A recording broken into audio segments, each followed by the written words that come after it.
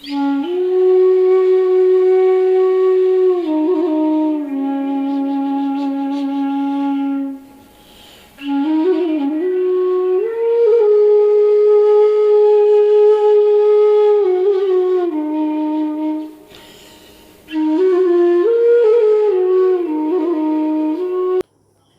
শ্রদ্ধা ও প্রণাম, ছোটদের স্নেহ ভালোবাসা জানিয়ে আজকে ভিডিও শুরু করছি। আজকের টপিক হলো শ্রী শ্রী ঠাকুর অনুকূলচন্দ্রের সহিত কথাশিল্পী শরৎচন্দ্র চট্টোপাধ্যায়ের কথোপকথনের দ্বিতীয় পর্ব।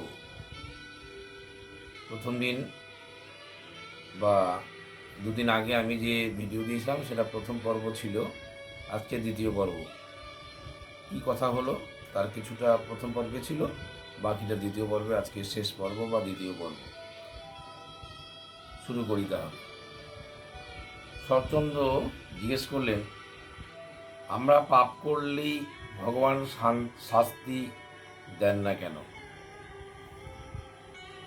শ্রী শ্রী ঠাকুর বললেন, ভগবান এত দয়ালু যে আমাদের ভালো কাজেও রাজি থাকেন, মন্দ কাজেও রাজি থাকেন। মন্দ কাজ করবার সময়ও বারণ করেন না, ভালো কাজ করবার সময়ও বারণ করেন না।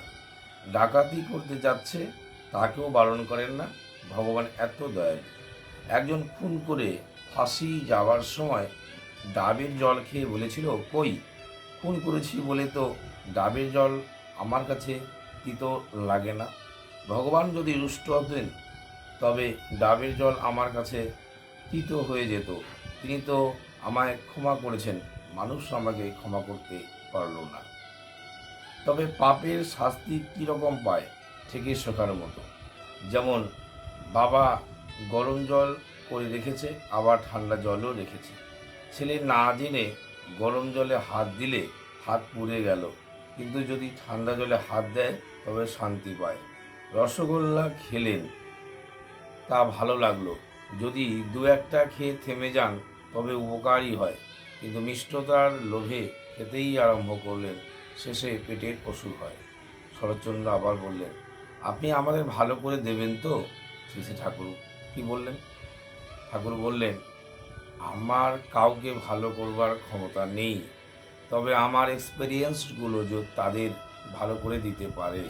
অর্থাৎ যদি কেউ আমার এক্সপেরিয়েন্স গ্রহণ করে চলে, সে ভালো হতে পারে। Experience is light. শরৎচন্দ্র বললেন, আলো না হলে তো আমরা চলতে পারি না, আলো দেখেই আমরা পেছনে পেছনে যাব, কিন্তু সময় সময় মনে হয় যেন অন্ধকারে যাচ্ছি।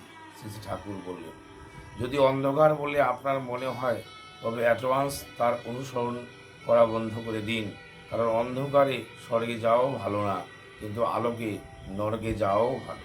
শরৎচন্দ্র বললেন, সংসারে কিভাবে চলা উচিত? শ্রী ঠাকুর বললেন, ভগবানের নাম করা, আর এই কথাটা মনে রেখে চলা, do to others as you like to be done by them. আমি ছেলেবেলায় ভাবতাম কোনটা পাপ কোনটা পুণ্য, ভেবে ভেবে কিছু ঠিক করতে পারতাম না। দেখতাম একটা কাজ একজনের পক্ষে হিতকর, আবার আরেকজনের পক্ষে হয়তো অহিতকর। খাওয়া, নেশা করা, চুরি করা, এসব দেখতাম এক জায়গায় যেটা মন্দ, আর এক জায়গায় সেটা ভালো, তাই কিছু ঠিক করতে পারতাম না। শেষে একদিন স্ট্রাকটিভ রিডার বলে ছোট একখানা ইংরাজি বইতে দেখলাম লেখা আছে, do to others as you like to be done by others. তখন আমি দেখলাম আমার প্রশ্নের সলিউশন হয়ে গেছে। কোনটা পাপ কোনটা পুণ্য এতেই টের পাওয়া যাবে। আমি যদি কারো কাছে দোষ করে ক্ষমা চাই, তাই ক্ষমাই উচিত। এইরূপ বিবেচনা করে দেখতে হয়। শরৎচন্দ্র বললেন, চুরি করা আবার কোথায় ভালো কাজ হতে পারে? শ্রী শ্রী ঠাকুর বললেন, এই মনে করুন একজন আত্মহত্যা করবার জন্য আফিং কিনে এনে রেখেছে, অন্য উপায়ে তার কাছ থেকে আফিং বের করবার উপায় নেই, তখন গোপনে তার আফিংয়ের কৌটা চুরি করার কৌশল দেখতে লাগলাম এবং সুযোগ মতো তার আফিংয়ের কৌটা চুরি করলাম। এতে একজনের প্রাণ রক্ষা হলো, এতে চুরির দোষ হয় না। শরৎচন্দ্র বললেন, লোকের খারাপ কাজের দিকে টেন্ডেন্সি হয় কেন? শ্রী শ্রী ঠাকুর বললেন, আশু সুখদায়ক বলে। রসগোল্লা খেতে ভালো লাগে বলে খেতে খেতে চলল, কিন্তু শেষে পেটের পীড়া। শরৎচন্দ্র বললেন, দুই একটা খেয়ে খাবে না কেন? শেষে ঠাকুর বললেন, ভাবে যে এইভাবেই সুখ চলবে, কিন্তু শেষে দুঃখ। অবশেষে অন্য একটি প্রশ্নের উত্তরে শেষে ঠাকুর বললেন, সকল ধর্মের মধ্যেই একটা সাদৃশ্য আছে, তাই কোনো না কোনো একটাতে আসক্ত হতে হয়, আর মনকে কনসেন্ট্রেট করতে হয়। মনের কনসেন্ট্রেশন করলে যেরূপ দর্শন টর্শন হয়, সে সবই একই রকম। রিয়ালাইজেশন প্রায় সবই একই রকম হয়। এই জন্য বাইবেলের অনেক কথা গীতার উপদেশের মতো। তাই এদেশের অনেকে বলে ওরা গীতা থেকে ভাব নিয়েছে, আর সে দেশের অনেকে বলে হিন্দুরা বাইবেল থেকে ভাব নিয়েছে। আসল কথা, যাদের রিয়েলাইজেশন হয়েছে তাদের কথা উপদেশ একই রকমের হয়। তো এই হলো মোটামুটি শ্রী ঠাকুর মুকুলচন্দ্রের সাথে কথাশিল্পী শরৎচন্দ্র চট্টোপাধ্যায়ের কথোপকথন। ঠাকুর বললেন যে মোটামুটি এভাবে চললেও হবে যে do unto others as you wish to be done by. অন্যের কাছে যেরকম ব্যবহার আমরা প্রত্যাশা করি অন্তকে তেমন ব্যবহার দেওয়া। আর একই কাজ কখনো সঠিক কখনো বেঠিক হয়ে যায়। যেমন ওই যে বললে যে কেউ যদি আত্মহত্যার জন্য আফিং কিনে রেখে থাকে, আর সেটা যদি চুরি করে নিয়ে তাকে আত্মহত্যা থেকে বাঁচানো যায়, সেটা কিন্তু ওই চুরি করার মানে পাপ যে সেটা কিন্তু হয় না। সেই চুরি করাও পুণ্যেরই পুণ্যেরই কাজ। তাই একটু বোঝার জন্য, এইভাবে বুঝে চলার জন্যই আমাদের জীবনে আদর্শ বা গুরুর দরকার।